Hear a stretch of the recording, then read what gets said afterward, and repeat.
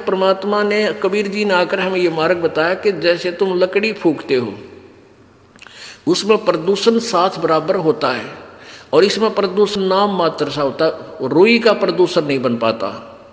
घी डाले जाओ और जलाए जाओ, एक 200 ग्राम रुई से आप 10 क्विंटल 100 क्विंटल घी को सवा कर सकते हो, हवन कर सकते हो। प्रदूषण तो नाम मात्र भी नहीं है और केवल घी का लाभ हमें वायुमंडल में मिलता है। तो परमात्मा की इस तरीके को हमने अपनाया और ये हवन हम करते। केवल ये एक यज्ञ है, हमने 5 यज्ञ करनी है या 5 यज्ञ संपन्न होती हैं। जैसे आप जी यहाँ दान करते हैं, उनका सामूहिक लाभ होता है। उसमें से आप पाठ भी करवाते हो, तो यहाँ जो पैसा है भंडारे में लगता है, ये धर्म यज्ञ हो रही है। ये ऊपर शेड बना रखे हैं, पंखे चल रहे, ये धर्म यज्ञ हो रही है। एक यज्ञ है धर्म की, दूसरी यज्ञ है ध्यान। यहाँ आकर भगवान याद आता, दूसरी बात याद नहीं आती। ये ध्यान यज्ञ होगी, भगवान के चरणों में उसकी याद बनी रहना, ये ध्यान यज्ञ है। और तीसरी यज्ञ हवन की। यहाँ जितने भी ये पाठ चल रहे हैं, प्रत्येक प्राणी की, प्रत्येक व्यक्ति की अलग अलग ज्योतियाँ जलाई जाती हैं। 3 दिन तक अखंड चलेंगी और 3 दिन के प्रोसीजर में पूरे समागम में लगभग 1 किलो घी एक ज्योति का सवा हो जाता है अप्रोक्सीमेटली। और फिर भी यहाँ दिन रात हवन हम अलग से भी एक ज्योति जला कर छोड़ देते हैं। घी का सवा होना ही हवन है। मंत्र हम अपने जाप सभी करते रहते हैं, वो अलग से होते रहते हैं। तो ऐसे हम दिन रात यहाँ अखंड ज्योति जलती हैं। जैसे जो पुण्यात्मा ज्योति हवन नहीं कर सकते घर पे, या और एक्स्ट्रा ज़रूरत है उनको ग्लूकोज चढ़ाने की, तो यहाँ ज्योति के लिए पैसा जमा करा देते हैं, हम उनका हवन यहाँ करते रहते, ज्योति चलती रहती। तो इस प्रकार जो केवल हवन करते हैं और इनकम्प्लीट मंत्र जाप करते हैं, उनको मोक्ष नहीं हो सकता। हाँ, वर्क डन अवश्य मिलेगा, जैसा जिसने किया वैसा लाभ मिलेगा, लेकिन हमें तो मोक्ष कराना है। वो मोक्ष होगा इस पूरे प्रोसीजर से, पूरे ट्रीटमेंट से। अब जैसे खेत में बीज दिया और खाद पानी डाला नहीं, और खाद घेर दिया, पानी डाला नहीं, तो भी व्यर्थ है। तो एक हवन यज्ञ ही कर देना, तो समझो जल नहीं डाला, खाद डाल दिया तो और बेकार कर दिया। तो इस प्रकार परमात्मा ने ही आकर हमें ये सुचारू प्रोसीजर परमात्मा के पाने का बताया है। अप आरती अप साजे, अप किंगर अप बाजे, अप ताल जहाँ जनकारा, आप न से आप देख नारा, कह कबीर ऐसी आरती गाऊँ, आप आवाज़ आप सुनाऊँ। परमात्मा ने स्वयं ही आकर दास बनना पड़ा, स्वयं ही आकर यहाँ पर भगत बनना पड़ा, स्वयं ही आकर तत्वदर्शी संत बनना पड़ा, और भगवान तो वो है ही है। आज का प्रसंग सत्संग प्रारंभ हुआ था कि जैसे वर्क डन ही जीव को मिलता है, यहाँ पर कर्म प्रधान है, बिल्कुल सत्य है, कर्म प्रधान है। अब हम वो कर्म क्यों ना करें जिससे हमारा मोक्ष हो। हम वो कर्म करें जिससे, कर्म तो करना ही है, पेट के लिए तो कर्म सेपरेट है, लेकिन भक्ति मार्ग के जो कर्म हैं वो हम वही करें जिससे हमारा मोक्ष हो। तो यहाँ का प्रोसीजर है, यहाँ का विधान है कि जैसे कर्म करेगा वैसा ही फल मिलेगा। जो शास्त्र विधि त्याग का मनमाना आचरण यानी कर्म करेगा, साधना करेगा, तो उसको यूजलेस है। गीता अध्याय नंबर 16 के श्लोक नंबर 23 में, मन तू पावेगा अपना किया रे, भोगेगा अपना किया रे। मन तू पावेगा अपना किया रे, भोगेगा अपना किया रे। सत्य परमपिता परमात्मा परमेश्वर कबीर जी अपनी महिमा और तत्व ज्ञान का प्रचार स्वयं ही करने के लिए आते हैं। उन्होंने गुरु के ऊपर बहुत महत्व दिया है कि गुरु का होना अति आवश्यक है,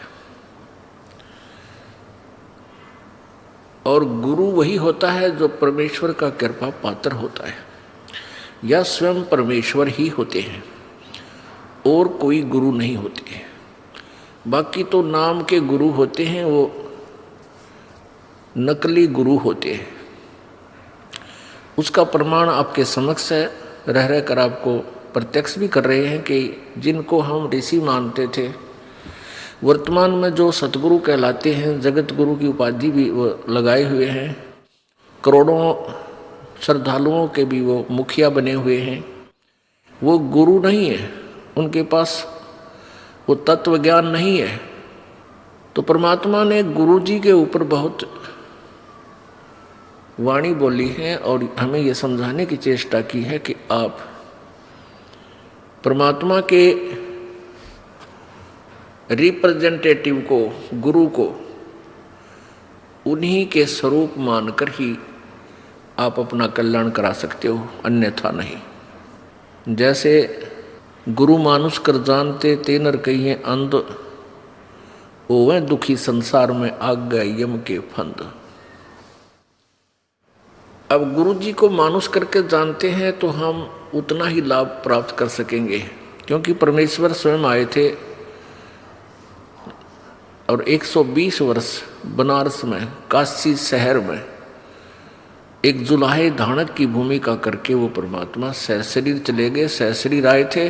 तो उस समय हम उनको परमात्मा नहीं मान पाए, नहीं समझ सके, क्योंकि हमने परमात्मा का सिद्धांत, परमात्मा की जो थ्योरी सुनी थी, परिभाषा सुनी थी, वो ये सुन रखा था कि भगवान निराकार है, और कोई ये कहता है कि साकार में दुल्हा परमात्मा आया है, उसकी कोई नहीं सुनते थे।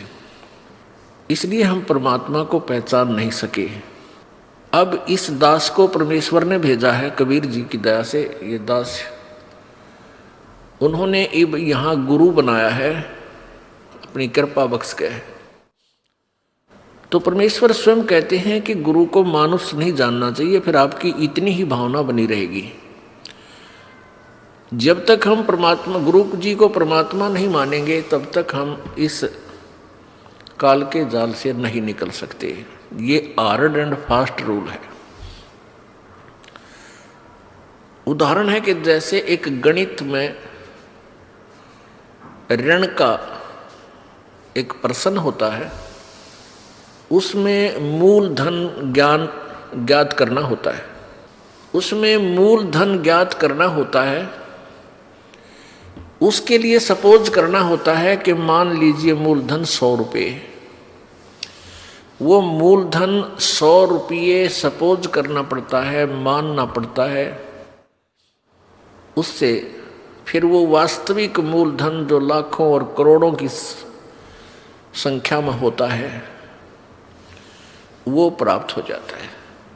मूलधन 100 रुपये मानकर हम उस वास्तविक ओरिजिनल मूलधन को प्राप्त कर सकते हैं, अर्थात अपनी प्रॉब्लम सोल्व कर सकते हैं, प्रश्न हल कर सकते हैं। इसी प्रकार आप जी ने गुरुदेव को भगवान मानकर चलना होगा, क्योंकि जैसा भी आप यहाँ रिहर्सल कर रहे हो, जैसा भी व्यवहार, जैसी भी सोच आपकी इस दास के प्रति है, वो आपकी सोच आखिरी तक बनी रहेगी। जब आप संसार त्याग कर जाओगे, आगे परमात्मा त्रिकुटी के ऊपर आपको इस दास के रूप में मिलेगा, और वहाँ वो परमात्मा आपकी सद्भावना, आपका शिष्टाचार, आपके अंदर के विचार कि आप कैसी भावना इस दास के प्रति रखते हो, तो वहाँ आपके हृदय की अंतर्यामी परमात्मा वहाँ आपकी फिर परीक्षा होती है, लेगा। तो इसलिए आप जी ने परमात्मा के आदेश अनुसार गुरु जी को परमात्मा मानना चाहिए। गुरु परमात्मा नहीं है, लेकिन आप जी ने उनको भगवान मानना पड़ेगा, यदि ये प्रश्न हल करना है तो, नहीं तो हो ही नहीं सकता। ये नियम है। परमेश्वर कबीर जी कहते हैं, मम संत मुझे ही जान मेरा ही स्वरूपम। मेरे संत को, मेरे प्रतिनिधि को मुझे ही जान, वो मेरा ही स्वरूप समझ लेना। तो पुण्यात्मा, जैसे आपके सामने भगवान आ जावे परमात्मा आवे तो आपका कैसा व्यवहार होगा? ठीक है, कोई निर्धन है वो माया मांगेगा, निसंतान संतान ही मांगेगा, जैसे आपके लिए हर्षद चल रही है। लेकिन आपको वास्तव ये पता हो ये भगवान है, आप आपके हृदय मान ले, तो फिर आपका कैसा व्यवहार होगा? अरे सामने भगवान खड़ा और आप कैसे बोलोगे, कैसे विचार करोगे, कैसे उनके प्रति भावना रखोगे? उनको अंतर्यामी जान के आप मन में सोच भी गलत नहीं ला सकते और लेनी भी नहीं चाहिए। और न ही गुरु जी के सामने यानी प्रभु के सामने झूठ बोलना चाहिए, क्योंकि फिर सारे फाउल पॉइंट है। अब गुरु जी के सामने आप झूठ के बोलोगे, कहते को गुट्टी ला गया बीच में, नाम टूट गया, और नहीं बताओगे तो आपका नाम खंड है, लाभ हो को नहीं, कनेक्शन कट चुका है ऑटोमेटिक। तो यह झूठ बोल के भी के आपने फिर फायदा हुआ, लाभ हुआ, हानि हुई, बल्कि लाभ नहीं हुआ। और भी कोई माता धोखा को कोई और किसी भी कारण से नाम खंड हो जाता है, तुरंत बताना चाहिए। ठीक है, ये दास क्या करेगा, थोड़ा बहुत धमकावेगा, करड़ा करूंगा, भाई गलती है, खबरदार, जैसे आपने नियम भंग किए हैं, तो आपका नाम फिर शुद्ध कर दिया जाएगा, री उपदेश दिया जाएगा, नहीं तो आपका कामयाबी नहीं मिलेगी आपको। लेकिन बार बार यह हैबिचुअल नहीं होना चाहिए, अगले नाम तो मिल ले जाएगा, इसका कोई समय होता है, इसकी लिमिट होती है, कितनी बार किन परिस्थितियों में आपने से खंड हुआ, फिर वो नाम आप चाहे 20 बार दे दियो, काम करना बंद कर देगा। तो इसलिए हमने बहुत डर के, जैसे माता गर्भ को रख यत्न बना और ठेस लगे तो छन हो तेरी ऐसे भक्ति जा। किसी बहन बेटी को काफ़ी समय के उपरांत गर्भ रहा हो, फिर वो जाने है उस बच्चे की, उस गर्भ की वो कितनी चिंता करती है। रात में भी करवट लेते समय भी एकदम आंखें खुल जाती हैं, तो देखती है कहीं मेरे बच्चे पर दाब तो नहीं आएगी, कहीं बच्चा मेरा खराब तो नहीं हो जा। ऊंचे नीचे पर पैर टेकते समय भी वो कई बार सोचती है।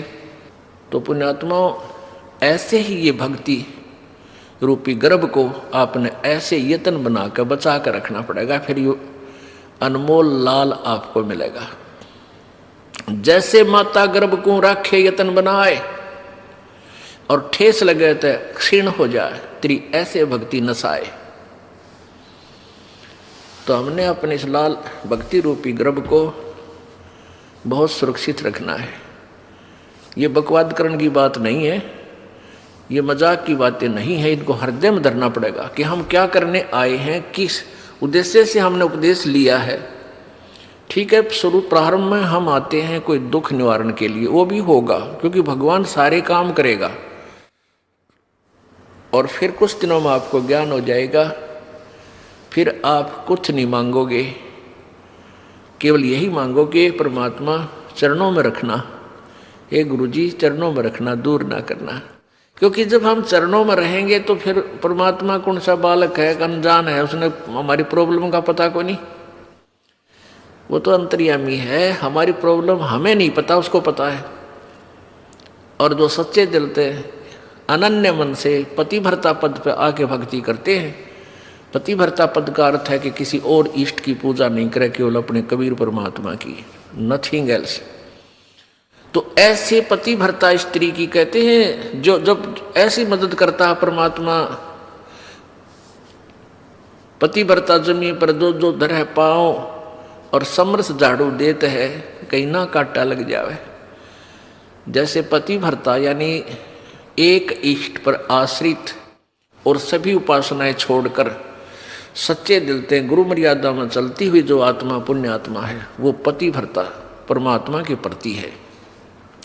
और फिर अपने जीवन रूपी सफर में वो जितने भी कदम रखती है परमात्मा, उस पाप रूपी कांटों को आगे आगे बुहारता चलते हैं, झाड़ू देते हैं, कहीं मेरी प्यारी आत्मा को कांटा ना लग जा, यानी कोई कर्म दुख ना दे जावे। पतिभर्ता जमी पर जो धर है पाँव और समर्थ झाड़ू देते है, कहीं ना कांटा लग जाए।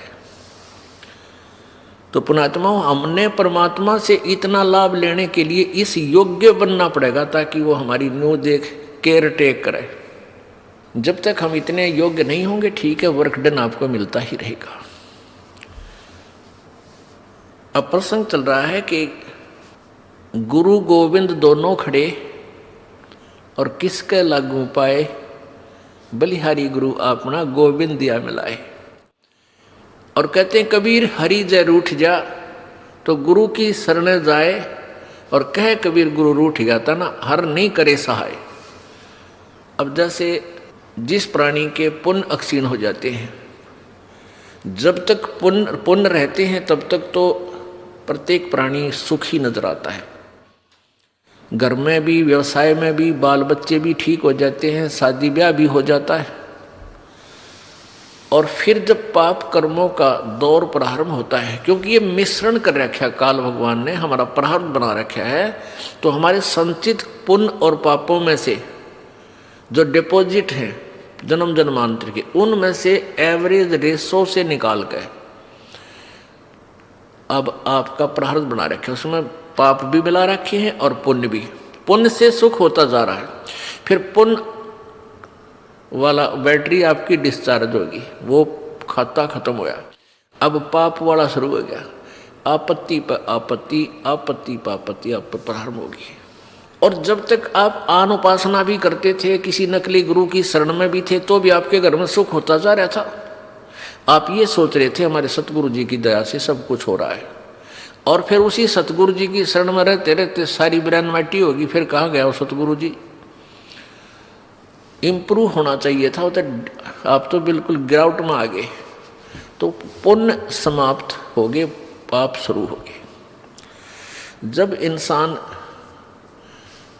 कोई गढ़ा दुखी हो जाता है तो वो क्या कहता है, भाई मेरा राम रूस गया, मेरा भगवान रुष्ट हो गया, मेरा भगवान रूस गया, मेरे ऊपर आपत्तियां आ गई। और जो सुखी नजर आता है उसको आम आदमी का आग्रह, इस पर भगवान राजी हो रहा है, इसका परमात्मा राजी है, इसके घड़े अच्छे कर्म हैं। तो परमेश्वर क्या बताना चाहते हैं कि जैसे आपके पुण्य समाप्त हो गए, अब जैसे कोई व्यक्ति एक नल पर से घड़ा भर ले गया पानी का, और कहीं दूर जाकर के कार्य कर रहा है, खेत में या मजदूरी, किसान का काम या जैसा भी, या अपने घर पे ले आया, जब तक वो जल है उस घड़े में तो कोई प्रॉब्लम नहीं। और जब घड़े का जल समाप्त हो जाता, समस्या आ जाती है और प्यासे मर जाते हैं, तो कहाँ जाते हैं, फिर हैंडपंप के पास जाते हैं और उसकी करके पूजा यानी सेवा करके हैंडपंप से फिर भर लेते हैं। तो यहाँ परमात्मा कहते हैं कि जैसे वो जल है वो तो मान लो भगवान, क्योंकि जल से प्यास बुझी, आनंद हुआ, सुख हुआ। और नल का समझ लो गुरु, क्योंकि गुरु बिना भगवान मिला को नहीं, ये नियम है। तो हैंडपंप ने तो गुरु मानो और मटके के जल को भगवान मान लो, वो आपके पुण्य है। तो आपके जब पुण्य समाप्त हो गए, आपके मटके का जल समाप्त हो गया, तो कहाँ जाओगे, हैंडपंप के पास जाओ, उसकी सेवा करो, मोमेंट दो उस हथली को और फिर भर लाओ। और जो हैंडपंप पे खराब कर दिया आपने, फिर जल ना मिला आपको। तो यहां क्या बताना चाहते हैं, गुरु गोविंद दोनों खड़े और किसके लागू पाए, एक तरफ हैंडपंप है, दूसरी तरफ एक मटके में जल है। तो कहते हैं किसको अधिक आदर करूं, एक तरफ भगवान खड़ा है मान लीजिए, एक तरफ गुरु जी हैं, तो किसको प्राथमिकता दूं। परमात्मा उत्तर भी दे रहे हैं कि बलिहारी गुरु अपना जिन गोविंद दियो मिलाए। फिर क्या बताते हैं, कबीर हरि जय रूठ जा, यानी तुम्हारा राम रूस गया, आपत्तियां शुरू होगी, वो घड़े का जल समाप्त हो गया। तो गुरु की शरण में जा, यानी पूर्ण संत के पास शरण में पहुंच और कह कबीर गुरु रूठ गए तो हर ना करे सहाय। आपने गुरु जी के प्रति ही कोई दुर्भावना पैदा कर ली, कोई उसमें दोष देख लिया अपनी ही सोच अनुसार, या कोई यहाँ अपने मर्यादा भंग कर दी, तो उससे गुरु रुष्ट हो जाता है। जैसे इस दास को जब पता चलता है कि ये व्यक्ति यहाँ आ भी रहा है और कहता मैं नाम भी ले रखा है और ये बीड़ी भी पीवा है, गुट्टी भी लगा जाता है कभी कभी, तो तब मैं रुष्ट होता है, ये दास रुष्ट होता है, दुख होता है मुझे कि कोई फायदा नहीं इसके यहाँ आने का। और दो चार और बिगाड़ेगा कि देखियो भी बीड़ी पीवा है वहाँ रामपाल का शिष्य होकर के, तो इससे दास गणा दुखी होता है। उस व्यक्ति को चाहिए अपनी गलती स्वीकार करे, दोबारा उपदेश ले ले, शुद्ध करा ले अपने उपदेश को और भविष्य में नहीं पीवे, अपना कल्याण करवा ले।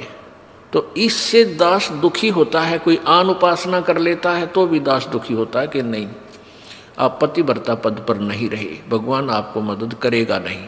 फिर लाभ क्या होगा यहाँ डरे धक्के खान का, यहाँ आने का कोई लाभ आपको नहीं प्राप्त होगा। आपने यहाँ आए हो तो लाभ प्राप्त करो मालिक का, ऐसा लाभ दे देगा आप सोच भी नहीं सकते। आप चक्कर में पड़ जाओगे, क्या परमात्मा सचमुच ऐसे सुख दिया करता है, सुना करते थे, लेकिन आप यहाँ देखा करोगे, आप यहाँ महसूस करोगे। तो क्या बताते हैं, जय इब के सतगुरु मिले, सब दुख आँखों रो, चरणों ऊपर शीस धरूं, कहूँ जो कैडी हो। कबीर साईं मिलेंगे, पूछेंगे कुशलात, आदि अंत की सब कहूँ, अपने दिल की बात, गुरु जी तुम ना भूलियो। चाहे लाख लोग मिल जाएं, हमसे तुमको बहुत हैं, तुमसे हमको नहीं, तुमरे विसारे क्या बने, मैं किसकी शरण में जाऊं। शिव ब्रंश मुनि नारद, इनके हृदय न समाऊं, अब गुण किए तो बहुत किए, करत न मनी हार, बावे बंदा बख्श दियो, बावे गर्दन उतारे। अब गुण मेरे बाप जी, बख्शो गरीब नवाज, जो मैं पूत कपूत हूँ, बहुर पिता को लाजे, मैं अपराधी जन्म का, नख सिक भरे विकार, तुम दाता दुख भंजना, मेरी करो संभाल। राम कृष्ण से कौन बड़ो, उन्हों भी गुरु कीने, तीन लोक के वे धनी, गुरु अग अधीन। परमपिता परमात्मा कहते हैं कि तुम राम कृष्ण को तो बहुत शक्तिशाली सुप्रीम परमात्मा मानते हो, इनसे बड़ा तुम किसी को नहीं मानते, लोक वेद के आधार पर। उसी उद्देश्य से परमात्मा समझाना चाहते हैं उन्हीं को उदाहरण दे करके कि तुम्हारी दृष्टि में राम कृष्ण जी से कोई बड़ा नहीं। तो उन्होंने भी गुरु बनाया। श्री रामचंद्र जी ने ऋषि वशिष्ठ जी को गुरु बनाया और श्री कृष्ण जी ने दुर्वासा जी को अपना गुरु बनाया, आध्यात्मिक गुरु। संदीपनी ऋषि उनके केवल अक्षर ज्ञान कराने वाले गुरु थे, जैसे शिक्षक होते पढ़ाया करें, और आध्यात्मिक गुरु दुर्वासा जी थे। तो परमात्मा हमें ये बताना चाहते हैं कि राम कृष्ण से कौन बड़ा, और उन्होंने भी गुरु कीन, और तीन लोग के वे धनी, तीन लोग के मालिक, गुरु आगे अधीन। यानी हमने आपने अभी सोचने की कोई आवश्यकता ही नहीं रही। जब राम कृष्ण जी को आप बड़े भगवान मानते हो और उन्होंने भी गुरु बनाकर ही अपना कल्याण समझा, यानी स्वर्ग तक जाने का भी उनका जो कार्य था, वापस जाने वाला काम भी उन्हीं गुरुओं से बना। तो फिर आम व्यक्ति कौन से खेत की मूली है भाई, उसकी क्या बुनियाद है कि वो गुरु बिना बात उसकी बन जाएगी? तो इसलिए एक तो ये पॉइंट क्लियर हो गया कि गुरु जी का होना अति आवश्यक है। फिर परमात्मा कहते हैं गुरु जी अब तुम क्या करते हो, राधे राधे श्याम मिला दे, हरे कृष्ण हरे कृष्ण। कहते हैं 3 लोक सब राम जपत हैं और जान मुक्ति को धाम। और श्री रामचंद्र जी ने वशिष्ठ गुरु किया, उन्होंने दिया उनको ओम नाम। बता ले भाई, कर ले के करे। अब हम तो राम राम जपें, श्री रामचंद्र जी को सुप्रीम पावर मान के, और श्री रामचंद्र जी वशिष्ठ जी के पास जब गुरु बनाने गए, उन्होंने वशिष्ठ जी ने श्री रामचंद्र जी को ओम नाम दिया था जाप करने का। बता भाई, हम कहाँ खड़े कर रखे थे नकली गुरुओं ने। अब वो जिस नाम राम माना वो तो ओम का नाम जाप करे, हम राम राम करें। जैसे कोई व्यक्ति तो लड्डू खावे राम है, क्या खावे डले, कोई बात हुई या? यानी वही जैसे कोई काजू खावे बादाम खा रहा है और हम खाओ बादाम का छिलका। यानी राम शब्द जो है उसके अंदर गुप्त है वो मंत्र आम व्यक्ति नहीं कह सकता कि तू यो मंत्र जाप कर ले, फिर वो उसका गुरु बन गया। अगर किसी ने किसी को थोड़ा सा भी गुरु रूप में गाइड कर दिया तो वो ओरिजिनल गुरु से कटकर वो ऑटोमेटिक सिस्टम है कि वो गुरु बन गया। अब दोनों चौड़ चपट उसके ऊपर उसका भार आ गया। तो ऐसे ये गुप्त मंत्र रखे जाते हैं, ये सीधे नहीं कहे जाते कि हमारे गुरुजी ये नाम देते हैं ऐसे जाप कर लो या ऐसा कर लो, नहीं। इतना कह सकते हैं भाई राम नाम भज लो, राम नाम जपया करो, राम नाम ले भाई, राम नाम ले। अब वो राम का नाम अन्य है, जैसे बादाम का छिलका ऊपर कुछ है अंदर गिरी नारी है, ऐसे ही ये नाम गुप्त होते हैं। कोई जैसे महर्षि वाल्मीकि जी को नाम दिया था,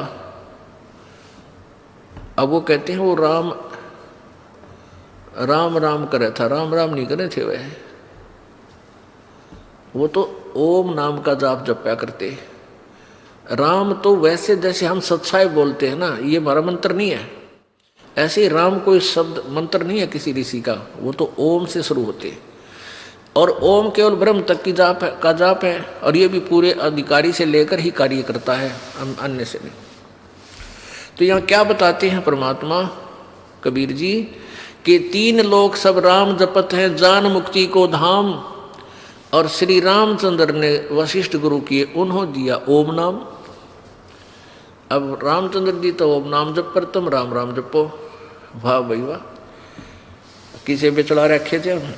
अब क्या बताते हैं परमात्मा, रे बोली सी दुनिया सतगुरु बिन कैसे सरिया, रे बोली सी दुनिया सतगुरु बिन कैसे सरिया। अब हम कहाँ ला छोड़े भक्ति, इन नालायक अनजान गुरुओं ने, नीम हकीमों ने। अपने लला के बाल उतरवावे देख के चीना लग जइया, अपने लला के बाल उतरवावे देख के चीना लग जइया। एक बकरी का बच्चा लेके उसका गला कटैया, रे भोड़ी सी दुनिया गुरु बिन कैसे सरिया।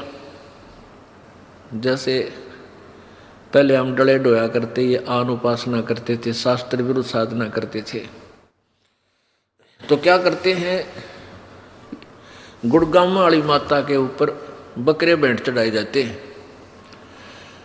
अब तो प्रोसीजर थोड़ा बदल दिया है, पहले तो कटवाया करते वहां जाके। अब वहां क्या करते हैं कि कोई बालक बीमार हो गया या उसकी कुशल के लिए क्या करते थे, माता हे माता तेरा एक बकरा बोल दिया, तेरे भेंट चढ़ाऊंगी। वह बुढ़िया बोल दिया करती अपने पोते पोती की खैर के लिए।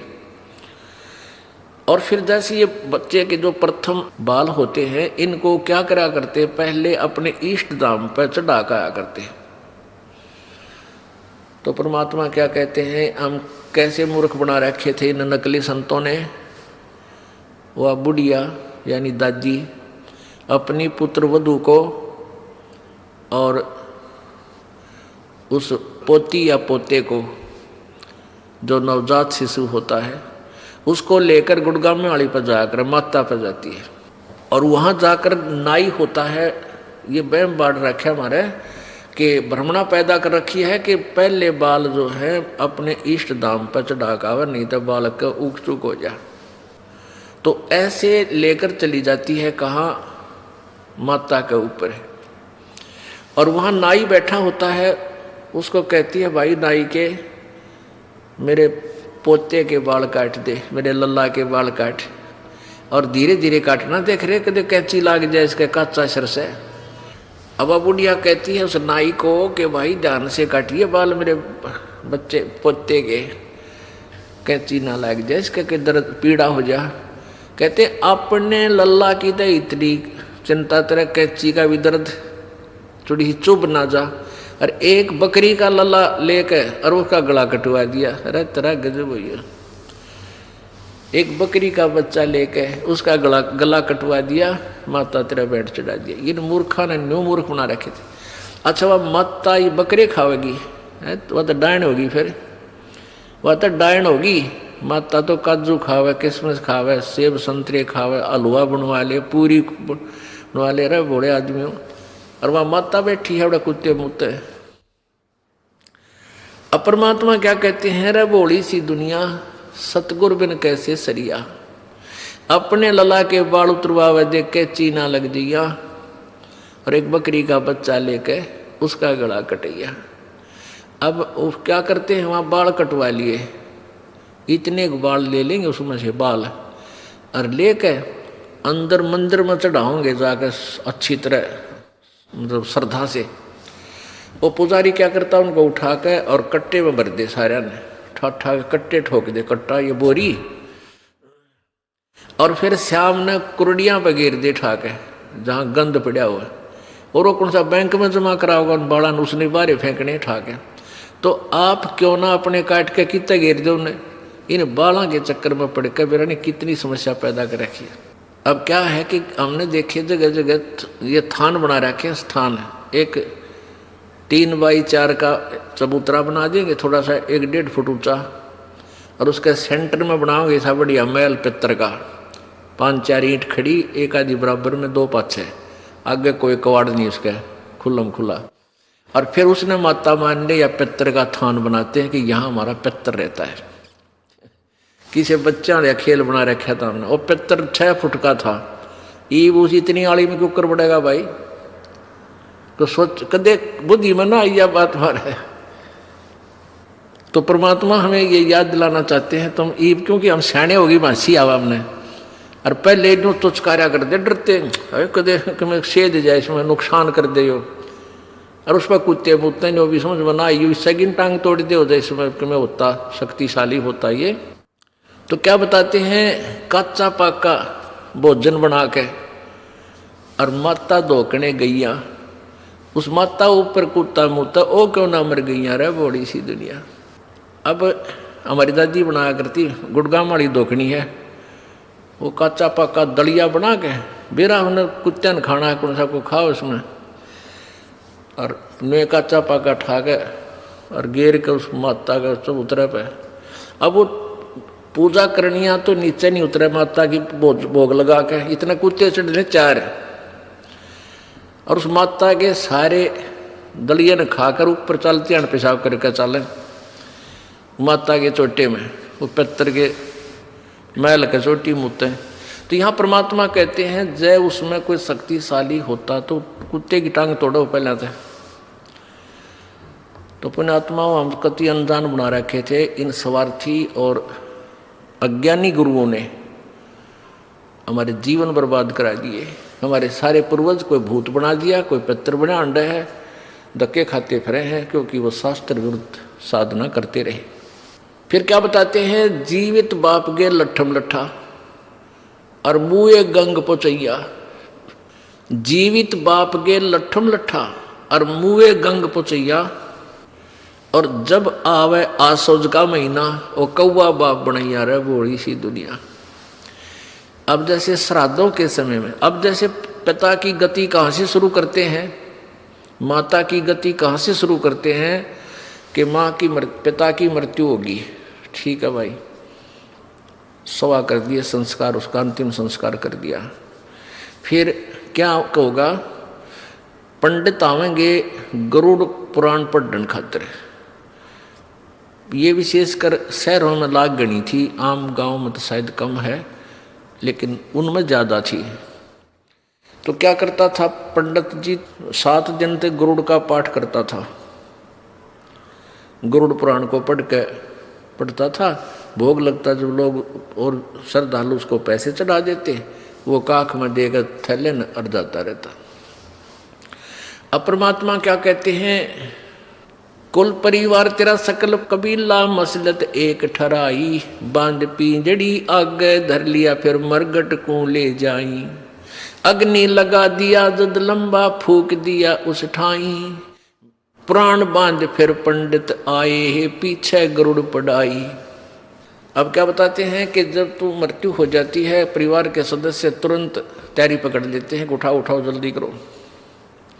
कुल के लोग आ जाते हैं और शमशान घाट में जाकर तेरा काम कर दिया, तमाम शरीर फूक दिया। अब आते हैं वो नकली गुरु पेट भर, वो कहते हैं तेरे पिता की गति हो जाएगी, 7 दिन गरुड़ का पाठ करा ले। वो गरुड़ का पाठ कर दिया, ठीक होगी गति।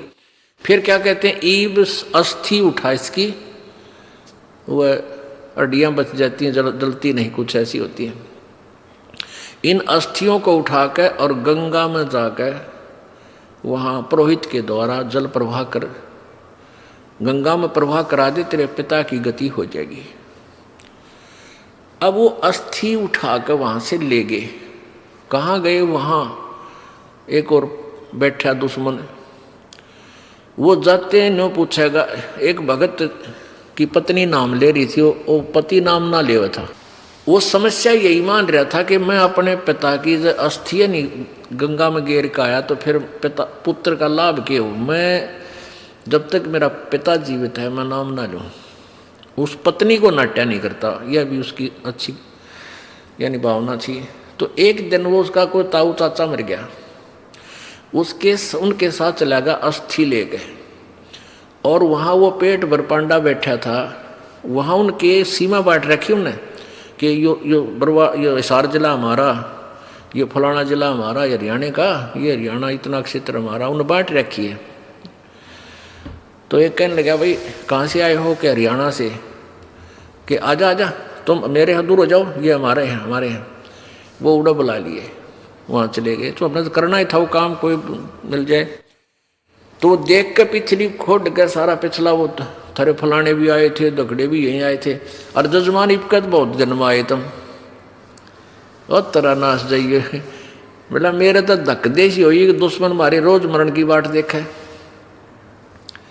ये शुक्र मनावा कि इनका रोज मरा, हम रोज आवाने को इबकत बहुत जन्म आए।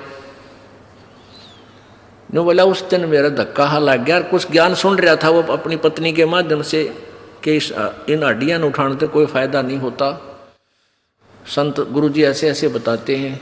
उसका कुछ जच्चे थी कुछ ना जच्चे थी। फिर उस दिन फाइनल फैसला हो गया, वापस आते ही नाम लिया और अपना कल्याण करवाया।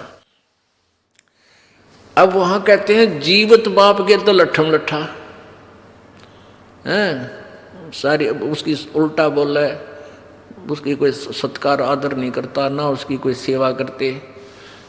और मरे पातशाह ने हो गया, फिर इसकी पूजा शुरू कर दी तुमने। फिर गंगा में डालन खातिर चल पड़े उनके अस्थियों को सत्कार करने के लिए। परमात्मा फिर कहते हैं जीवित बाप के लट्ठम लट्ठा मुए गंग पुचैया, और जब आवे आसुज का महीना फिर कौआ बाप बनैया। अब क्या होता है, फिर श्राद्ध शुरू हो जाते हैं।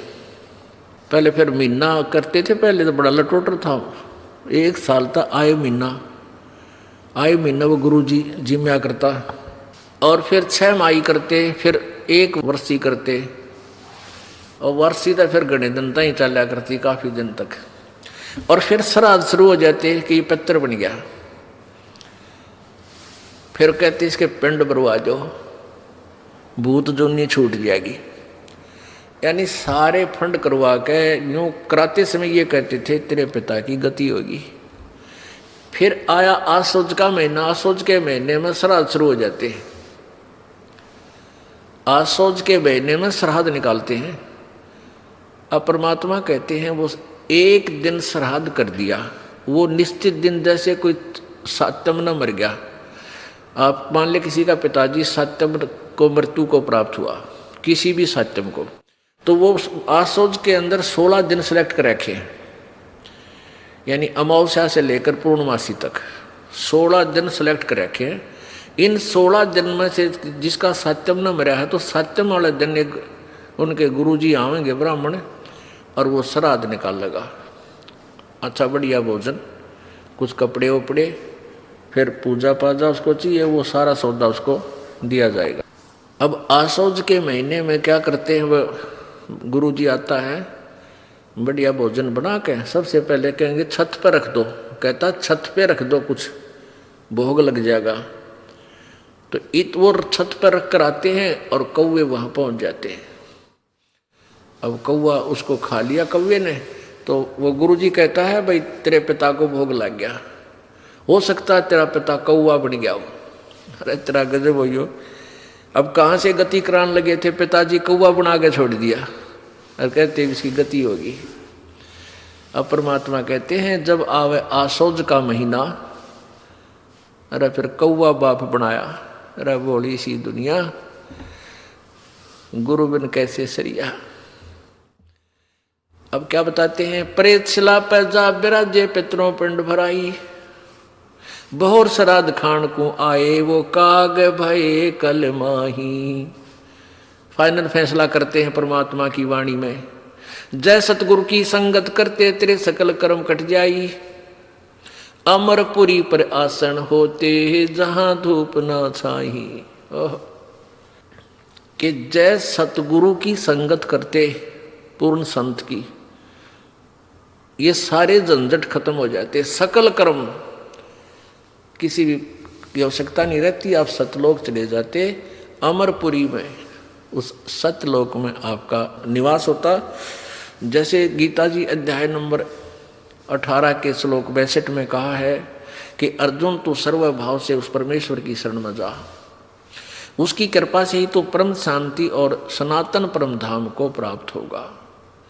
सनातन परम धाम, शाश्वतम स्थानम, अमरपुरी, सत्यलोक, वहां चला जाएगा। गीता जी अध्याय नंबर 15 के श्लोक नंबर 4 में ये कहा कि जब तुझे तत्व ज्ञान मिल जाए, उस तत्व ज्ञान रूपी शस्त्र से इस अज्ञान रूपी पेड़ को काट के, उसके बाद उस परम पद पर, उस परमेश्वर के परम पद की खोज करनी चाहिए, जहां जाने के बाद फिर लौटकर प्राणी संसार में नहीं आते। और जिस परमेश्वर ने सब ब्रह्मांडों की रचना की है, और मैं उसी की शरण हूं। गीता ज्ञानदाता भी कहता है मैं भी उसी की शरण में हूं, उसी वही पूजा के योग्य है, उसी की पूजा कीजिए। अपने आत्माओं, अब ये श्राद्धों की बीमारी कहाँ से लगी? पुराणों से। अपने आत्माओं, ग्रंथ ग्रंथ में भेद है। जैसे वेद और गीता जी, पवित्र चारों वेद, पवित्र गीता जी, ये प्रभु द्वारा दिया गया ज्ञान है, ब्रह्म द्वारा, यानी ब्रह्म को दिया था परमात्मा कबीर जी ने, और ब्रह्म ने फिर दिया है यहाँ आपने ज्ञान दिया है यहाँ ब्रह्मांड में। तो ये जो ज्ञान है वेदों का और गीता जी का, ये विधान है प्रभु का।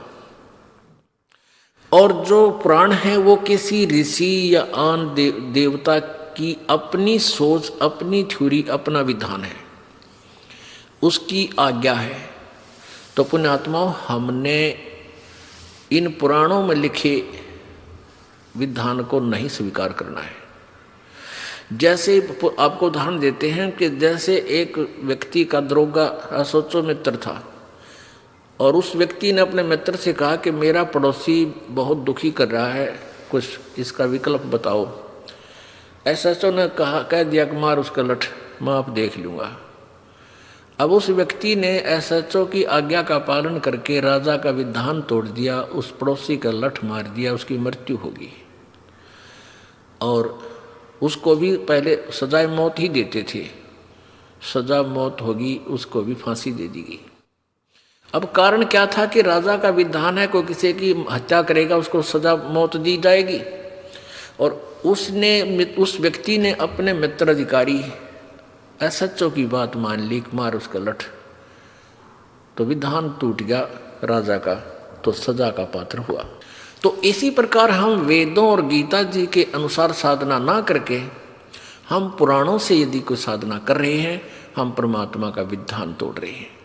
उससे हम फिर सजा के पात्र बनते हैं, भूत बनते हैं, पितृ बनते हैं, पशु बनते हैं, पक्षी बनते हैं। ऐसा हमने नहीं करना चाहिए। आपको प्रमाण देते हैं। एक रुचि नाम के ऋषि थे, उसने शादी भी नहीं करवाई थी, वेदों को पढ़ा जाना, तो वो साधना करते थे। 40 वर्ष की उम्र हो गई थी, 40-45 वर्ष के प्रौढ़ हो गए थे। एक दिन उसको उनके 4 पूर्वज यानी पिताजी, दादाजी, परदादाजी और तीसरा दादाजी वो दिखाई दिए। उन्होंने कहा, बेटा रुचि, तूने शादी क्यों नहीं कराई? आप शादी कराओ, हमारे सरहद निकालो। तो रुचि कहता है, पितृमहो, वेद में ये कर्म कांड श्राद्ध आदि निकालना तो मूर्खों का मार्ग बताया है, अविद्या कही है। फिर आप मुझे क्यों इस शास्त्र विरुद्ध साधना में लगाना चाहते हो? पितर भी स्वीकार करते हैं कि हाँ बेटा, ये तो सही है कि वेद में इस कर्म कांड को अविद्या ही कहा है। फिर भी कहते हैं ऐसा है वैसा है। उसको मूर्ख बनाने के लिए अपनी वह तिगड़मबाजी लगा के उस प्यारी आत्मा को भी डरा धमका के और अपने साथ नरक में डाल लिया। अब जब खुद कह रहे हैं कि वेद में सही लिखा है कि ये तो है मूर्खा की पूजा, और फिर कहते ना बेटा तो ये तो करना ही पड़ेगा, या कोई बात हुई? अब देखिएगा मार्कंडेय पुराण, इसमें आपको दिखाते हैं रुचि ऋषि की कथा। ये मार्कंडेय पुराण है, मार्कंडेय पुराण, सचित्र मोटा टाइप, केवल हिंदी, संक्षिप्त, गीता प्रेस गोरखपुर से प्रकाशित है। गीता प्रेस गोरखपुर जो है हिंदू समाज के लिए ISI मार्क है। मार्कंडेय पुराण सब गीता प्रेस गोरखपुर से प्रकाशित है। प्रकाशक हैं एवं मुद्रक गीता प्रेस गोरखपुर, गोविंद भवन कार्यालय, कोलकाता का संस्थान। इसके 243 पृष्ठ पे 42 पे आपको दिखाते हैं। पृष्ठ नंबर 242, संक्षिप्त मार्कंडेय पुराण, रोच्य मुनि की कथा, रोच्य मुनि की उत्पत्ति कथा। मार्कंडेय जी कहते हैं, ब्रह्मन पूर्व काल की बात है, प्रजापति रुचि ममता और अहंकार से रहित इस पृथ्वी पर विचरते थे। उन्हें किसी से भय नहीं था, वे बहुत कम सोते थे। उन्होंने न तो अग्नि की स्थापना की थी, उन्हें अपने लिए घर ही बना रखा था। वे एक बार भोजन करते और बिना आश्रम के ही रहते थे। उन्हें सब प्रकार की आसक्ति से रहित एवं मुनिवर्ती से रहते देख उनके पितरों ने उनसे कहा। पितर बोले, बेटा विवाह स्वर्ग और अपवर्ग का हेतु होने के कारण एक पुण्यमय कार्य है, उसे तुमने क्यों नहीं किया? गृहस्थ पुरुष समस्त देवताओं, पितरों, ऋषियों और अतिथियों की पूजा करके पुण्यमय लोकों को प्राप्त करता है। मोक्ष नहीं, पुण्यमय लोकों को प्राप्त करता है। वह सभा के उच्चारण से देवताओं को,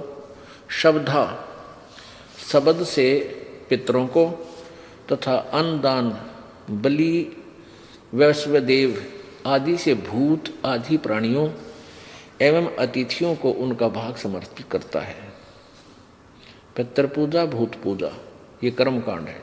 बेटा हम ऐसा मानते हैं, गृहस्थ आश्रम को स्वीकार न करने पर तुम्हें इस जीवन में क्लेश पर क्लेश उठाने पड़ेंगे तथा मृत्यु के बाद और दूसरे जन्म में भी क्लेश ही भोगने पड़ेंगे। रुचि ने कहा, पितरगण ये देखो ये सारे भूत इकट्ठे हो रहे, ये देखो ये रुचि ऋषि खड़ा है नीचे और ये ऊपर चारों भूत इकट्ठे हो गए इसको देखिए। अब न्यो पितार दादार परदादार चौथा दादा दिख जा कालदा बैठ जा आदमी का है, तेरे भूता ने नो डगमग कर रखे हम। तो ऐसे फिर कुछ श्रद्धा बन जाती है। जो ना बेरा एक कुएं में गिर गया कोई, दरिया में बह रहा है मान लिया आपका पिताजी, तो आप उसको गेल छलांग लगा के क्या उसको बचा सकते हो? नहीं। उसको निकालने का तरीका कोई रस्सी फेंक दे और कहे इसको पकड़ लो, तुम भी बाहर आ जाओ। और अब ये तो दरिया में डूब चुके थे, अपने बच्चे को कह रहे तू भी आ जा हमारे साथ, यहीं आ जा, यानी ये कर्म कर और मर कुएं में पड़ गए। अब देखो रुचि ने कहा पितृगण परिग्रह मात्र ही प्रयत्न दुख एवं पाप का कारण होता है तथा उससे मनुष्य की अधोगति होती है। यही सोचकर मैंने पहले स्त्री संग्रह नहीं किया। मन और इंद्रियों को नियंत्रण में रखकर जो ये आत्म संयम किया जाता है वह भी परिग्रह करने पर मोक्ष का साधक नहीं होता। ममता रूप कीचड़ में सना हुआ होने पर भी यह आत्मा जो परिग्रह शून्य परिचित जल से प्रतिदिन धोआ जाता है वह श्रेष्ठ प्रयत्न है।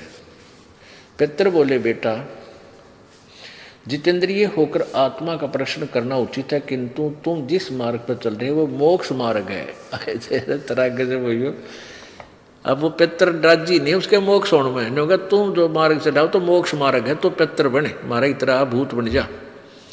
ये देखो पितर बोले बेटा जितेंद्रिय होकर के आत्मा का प्रक्षाकलन करना उचित है, किंतु तुम जिस पर चल रहे हो वो मोक्ष मार्ग है। पूर्व जन्म में किया हुआ मानव का शुभ अशुभ कर्म सुख दुख में भोगों के रूप में प्रतिदिन भोगने पर ही क्षीण होता, जिस इन्हें ज्ञान था। आगे देखो रुचि ने पूछा पितामह हो वेद में कर्म मार्ग को अविद्या कहा गया है, फिर क्यों आप लोग मुझे उस मार्ग में लगाते हो? पितर बोले यह सत्य है कि कर्म को अविद्या ही कहा गया है, इसमें तनिक भी मिथ्या नहीं। फिर के टट्टू रह गया, फिर के रह गया पितरो ये मरवा दिया बोला आदमी और गेल ना लिया। फिर कहें ऐसा है ना बनू कर दे, पितर ऐसा दे देते हैं, पितर आशीर्वाद दे देते हैं, पितर इतना तो कर दे मैं इसका थन खराब कर दे, लेकिन ठीक नहीं कर सकते। ठीक तो परमात्मा ही करेगा आशीर्वाद दे के उसके नाम पे। तो अब देखो ये खुद कह रहे हैं कि इसमें कोई झूठ नहीं भाई, सहत या अविद्या, इसमें तनिक भी मिथ्या नहीं। फिर के बच गया बात पक्ष, फिर इसको भका भकू के ला के पीछे इन्होंने बोला ये भी कहने लगा जी मैं तो बूढ़ा हो गया, मैंने कौन लड़की देगा, 40 साल की उम्र होगी मेरी, 42-45 की।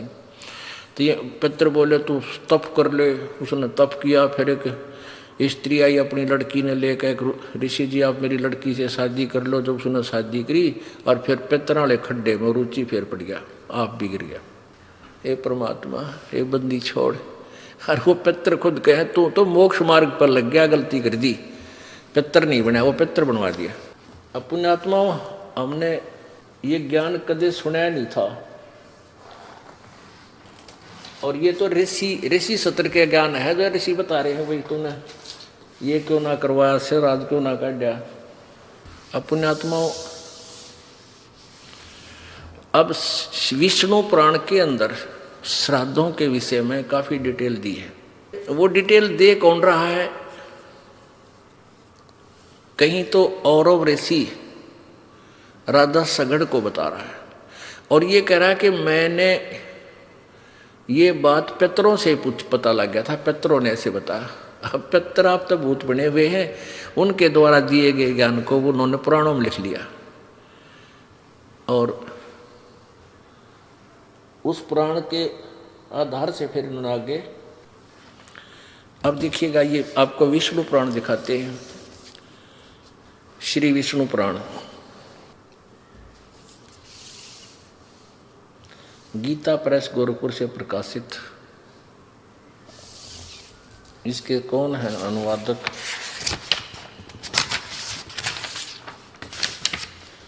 श्री विष्णु पुराण अनुवादक मुनीलाल, श्री मुनीलाल गुप्त। प्रकाशक वही है, गीता प्रेस गोरखपुर, गोविंद भवन कार्यालय कोलकाता का संस्थान। अब इसके 213 पृष्ठ पे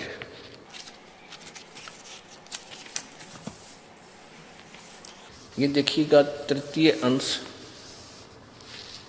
अंश अध्याय नंबर 16 और यह है 15वें अध्याय में, 16वां यहां से शुरू होता है। इसमें क्या लिखा है कि हे राजन, श्राद्ध करने वाले पुरुषों से विश्व देवगण, पितृगण, मातामह और कुटुंबी जन सभी संतुष्ट रहते हैं। हे भूपाल, पितृगण का आधार चंद्रमा है और चंद्रमा का आधार योग है, इसलिए श्राद्ध में योगी जन को नियुक्त करना अति उत्तम है। हे राजन, यदि श्राद्ध भोजी 1000 ब्राह्मणों के सम्मुख एक योगी भी हो तो वह यजमान सहित उन सब का उद्धार कर देता है। अब क्या एक देसी का थी बोला, अंधा नौतर दो बुलावे, अंधे का नौता देते एक उसकी उंगली पकड़ का होगा, दो हो गए खागड़। तो कहने का भाव ये है कि हम इन ब्राह्मणा नैर और पंगे पावा, इसमें बहुत कुछ लिख रखा है कि पितरों के श्राद्ध निकाला जब तो या तो 2 ब्राह्मण हो या 4 हो, 6 हो, 8 हो, 10 हो, ऐसे जमाने चाहिए। और उत्तर में मुँह हो, उनका पूर्व में मुँह हो, और भूतांगे कड है तो उनके फिर 1, 3 ऐसे 5, 7 यानी जो 2 से भागना हो वो हो। अब परमात्मा इसमें स्पष्ट कर रखा है कि एक योगी 1000 ब्राह्मण हो भोजन कर, श्राद्ध में भोजन करने वाले, और उनके सामने एक योगी हो। ओहो, योगी कौन होता है? गीता जी अध्याय नंबर 2 के श्लोक नंबर 53 में कहा कि अर्जुन, जब तेरी बुद्धि भिन्न भिन्न प्रकार से भ्रमित करने वाले भिन्न भिन्न प्रकार के वचनों से हटकर एक परमात्म तत्व के, एक परमात्मा के ऊपर स्थिर हो जाएगी, तब तो तू योग को प्राप्त होगा, अर्थात तब तो तू भगत बनेगा, यानी शास्त्र अनुकूल साधक होगा।